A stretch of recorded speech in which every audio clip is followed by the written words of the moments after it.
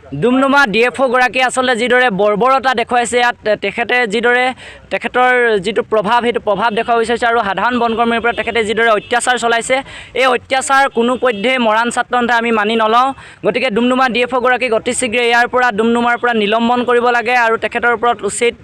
শাস্তি প্ৰদান কৰিব লাগে আমি দাবী জনাইছোঁ হেমকান্ত হাতীমুৰাক হেমকান্ত হাতীমুৰা নামৰ এগৰাকী সাধাৰণ বনকৰ্মীৰ ওপৰত তেখেতে যি অত্যাচাৰ চলায় এটা চকু আচলতে উলিয়াই পঠালে তাৰ পিছত এতিয়ালৈকে ন্যায় পোৱা নাই গতিকে হেমকান্ত হাতীমুৰে ন্যায় পাব লাগিব আৰু ডুমডুমা DFO গৰাকীয়ে এই ডুমডুমা অঞ্চলত যিদৰে অবাধ দুৰ্নীতি গঢ়ি তুলিছে তেখেতে যি সিন্ডিকেট গঢ়ি তুলিছে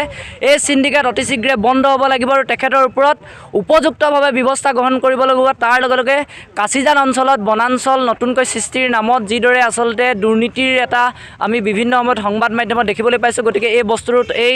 বিষয়টোৰ তদন্ত হ'বৰ কাৰণে আমি দাবী জনাইছোঁ গতিকে ডুমডুমা DFO গৰাকীক অতি শীঘ্ৰে নিলম্বন কৰিব লাগে তেখেতৰ শাস্তিমূলক যিটো